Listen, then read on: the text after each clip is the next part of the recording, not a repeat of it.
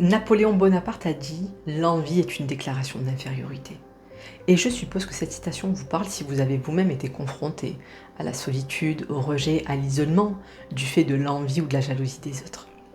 Bonjour et bienvenue à toutes et à tous, je m'appelle Myriam, conseillère conjugale et familiale, hypnothérapeute et coach, et c'est un réel plaisir de vous retrouver pour ce nouvel épisode au cours duquel on va essayer de comprendre comment faire face à l'envie et la jalousie de ceux qui vous entourent et comment accueillir la solitude qui peut y être associée et surtout subie. Alors j'ai personnellement traversé ces expériences, ces situations où l'on vous pousse lentement mais sûrement vers la marge, où l'on essaie de vous écarter car votre énergie, votre ancrage dérange. Et au début, eh bien vous allez vous questionner et vous dire que vous êtes peut-être le problème. Vous allez chercher en vous ce qui cloche, ce qui fait que vous n'arrivez pas à vous faire accepter ou vous intégrer. Vous allez vous remettre en question, essayer de comprendre, de vous ajuster, parfois même vous conformer. Mais je vous le dis, un jour vous allez vous rendre compte que le problème n'est pas forcément en vous, mais dans le regard que l'autre porte sur vous et dans la façon dont il vous voit à travers ses peurs et ses manques. Et vous réaliserez que certaines personnes ne vous accepteront jamais réellement, que si vous acceptez vous-même de rentrer dans une case, que si vous cessez de mettre en avant des valeurs qu'elles ne possèdent pas ou des qualités qu'elles n'osent pas cultiver. Et dans un monde où certains comportements toxiques sont devenus la norme, eh bien je vous le dis, la confiance en soi, l'intégrité, l'authenticité, le fait de penser différemment de la masse peuvent être perçus comme des menaces. Et certaines personnes n'hésiteront pas à vous critiquer, à vous faire passer pour l'élément perturbateur de l'histoire afin de dissimuler leurs propres insécurités. Et je vous le dis car je l'ai vécu il y a encore quelques semaines. Et en faisant le lien avec mon vécu, je me suis aperçue que ce qui irrite le plus les personnes qui ne m'acceptent pas, c'est que je ne plie pas face à la pression ou au rejet qu'elles tentent de m'imposer. Et que peu importe ce qu'elles pensent ou disent de moi, je ne démords pas de mes idées et ne les laisse pas me faire douter de moi-même. Et attention, je ne prétends pas détenir la vérité absolue, car la capacité de remise en question est selon moi une qualité essentielle à cultiver. Mais je sais aussi reconnaître la malhonnêteté quand elle est là, et affirmer ce qui est juste pour moi. Et tant pis si ça ne plaît pas, car cela ne m'appartient pas. Donc comme vous, je me suis posé pendant des années la question de savoir, mais qu'est-ce qui peut bien les déranger? Et bien avec le recul, je peux vous le dire. L'assurance, la joie de vivre, l'authenticité, la réussite, la capacité à justement se détacher de leur regard et de vivre de la manière qui vous fait vous sentir épanoui. Et ça ronge de l'intérieur. Le type de personne qui passe plus de temps à regarder le potager du voisin plutôt que faire en sorte de cultiver le sien. Et du fait de mon métier, je me suis aussi rendu compte que dans bien des cas, la jalousie et l'envie ne sont pas toujours des attaques personnelles dirigées contre vous. Elles sont souvent le reflet d'une souffrance intérieure chez la personne qui les ressent. Une réaction à ce que vous incarnez, à ce que vous semblez avoir ou être et qui leur fait cruellement défaut.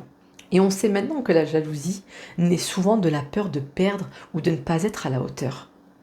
Et l'envie, quant à elle, reflète le désir de posséder ce que l'autre a ou d'être ce qu'il est.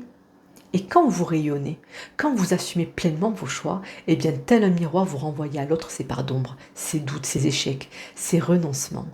Et il se sent alors menacé. Et son réflexe peut être alors de vous rabaisser pour se sentir en pleine puissance, en pleine maîtrise de la situation. Et ça peut passer par les critiques, les moqueries, les tentatives de vous discréditer, le fait de ne jamais vous complimenter ou de vous mettre en avant. Autant de mécanismes de défense mis en place pour réduire en vous ce qui les dérange. Car admettre que ce que vous incarnez est juste ou tout simplement cool, agréable, l'obligerait à admettre tout ce qu'il n'est pas. Et je pense que vous l'avez déjà ressenti.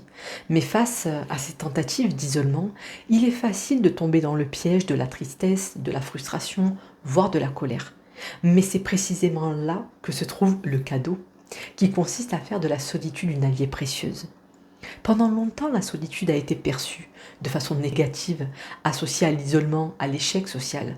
Pourtant, la solitude, lorsqu'elle est choisie, est une source immense de force et de clarté. C'est dans ces moments-là qu'on peut véritablement se reconnecter à soi-même, à ses valeurs profondes, à ses aspirations. C'est un espace sacré où l'on n'a pas à se conformer, à jouer un rôle, à masquer qui l'on est pour plaire ou être accepté. Et quand les autres tentent de vous isoler, ils créent sans le vouloir un espace pour vous. Un espace où vous pouvez respirer, réfléchir, vous ressourcer loin des énergies qui vous tirent vers le bas. Et c'est vraiment dans ce vide apparent que vous pouvez entendre cette petite voix intérieure qui vous dit ce qui est juste pour vous, sans la pression des attentes ou des jugements extérieurs.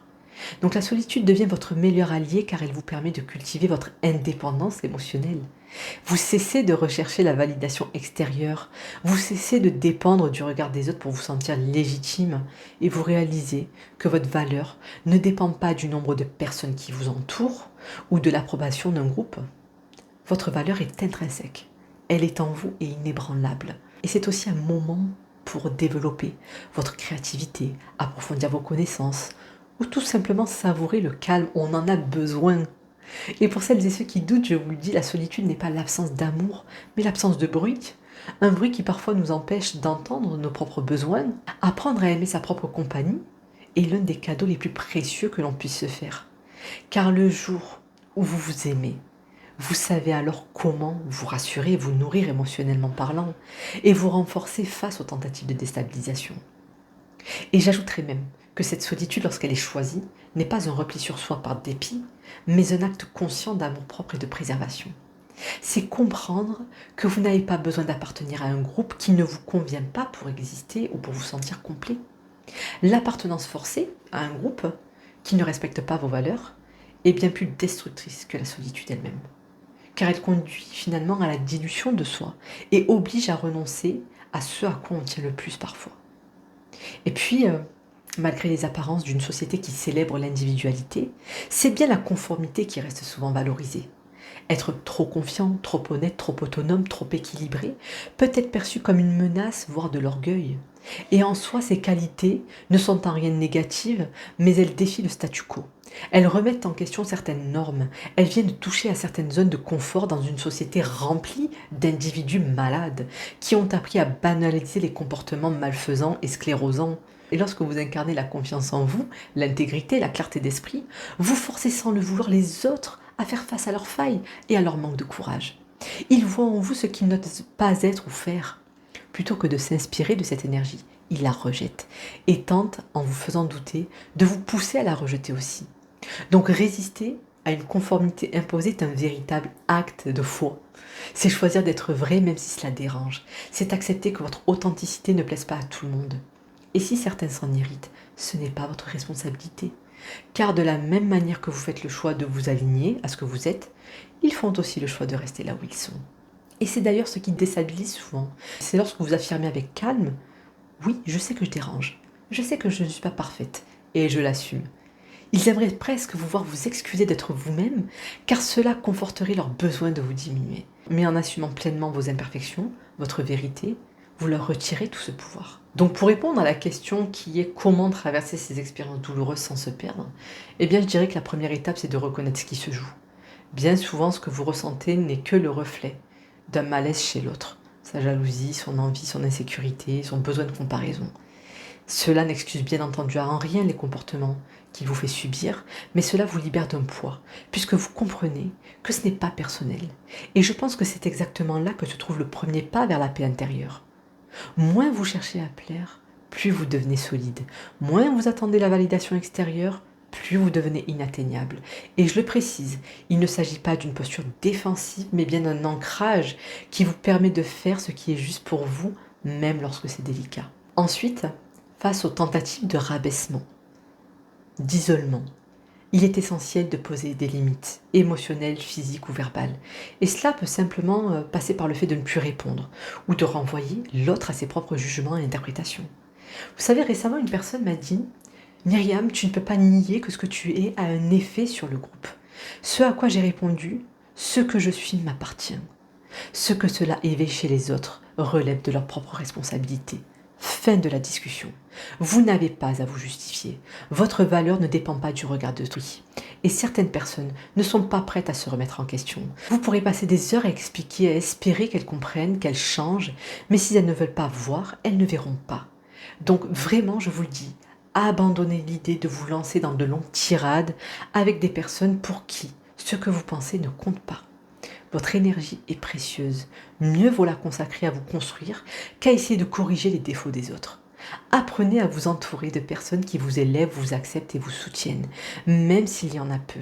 Mieux vaut un lien authentique que 10 relations superficielles et jalouses. Et si la solitude s'invite, voyez-la encore une fois, je vous le dis, comme une alliée. Il est naturel de chercher à appartenir à un ensemble, mais pas à n'importe quel prix. Et si l'appartenance exige de vous renier, alors ce n'est pas votre place. La véritable liberté est de rester entier même seul. Et paradoxalement, c'est ce positionnement qui vous permettra d'attirer des liens sincères, profonds et alignés. Des relations dans lesquelles vous n'aurez rien à prouver. Et oui, ce chemin de libération intérieure est exigeant, mais il vous invite à vous aligner avec ce que vous êtes réellement, sans compromis. Donc acceptez que votre lumière puisse déranger sans en faire votre fardeau. Et en vous respectant pleinement, vous ouvrez la voie à des relations sincères et à une paix durable. Alors moi je vous le dis, continuez de briller, continuez d'affirmer votre vérité, continuez de cultiver cette précieuse solitude choisie, car c'est en elle que réside votre plus grande force. Le monde a besoin de vous, il a besoin de lumière sans filtre. Donc continuez de cette manière-là. Merci de votre confiance, merci de votre écoute et à la semaine prochaine pour le nouvel épisode.